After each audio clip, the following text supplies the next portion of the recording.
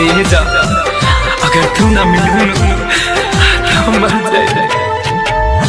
दिल के दर्द दिया के मिले ना दवाई हो, दिल के दर्द दिया के मिले ना दवाई हो। बनवले शराब जवान, बनवले शराब जवान कहवा भेटाई हो। दिल के दर्द दिया के मिले ना दवाई हो, दिल के दर्द दिया के मिले ना दवाई हो, दिल के दर्द दिया। क्या फर्क रह गया तेरे और जमाने में, तुझे तरस ना आया मेरे दिल को जलाने में। आज टूट कर बिखर गया हूँ मैं कुछ इस तरह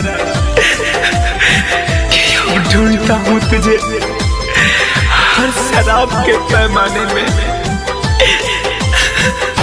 ओहो मोहब्बत में खैले हुई धोखा, एही से चीज एगो बनवले अनोखा। ओहो मोहब्बत में खैले हुई धोखा, एही से चीज एगो बनवले अनोखा।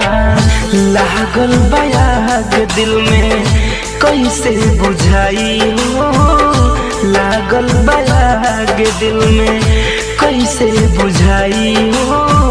बनवले शराब जवान, बनवले शराब जवान कहवा भेटाई हो। दिल के दर्द दिया के मिले ना दवाई हो, दिल के दर्द दिया के मिले ना दवाई हो, दिल के दर्द दिया।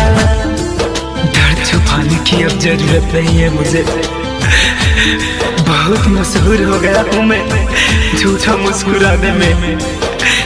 हर रास्ते का मुसाफिर बन के रह गया हूँ मैं, तुझे ढूंढते ढूंढते भटक जाता हूँ मैं खाने में, मैं कैसे के जी कवनो लेके जखम हो।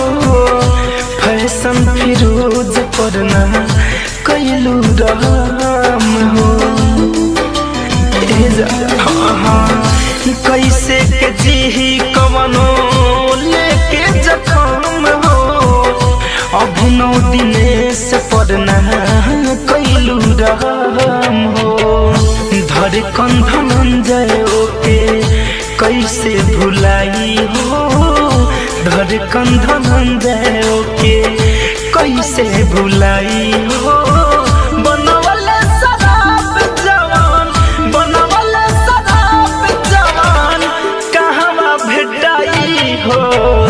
दिल के दर्द दिया के मिले ना दवाई हो, दिल के दर्द दिया के मिले ना दवाई हो, दिल के दर्द दिया। म्यूजिक भोजपुरी।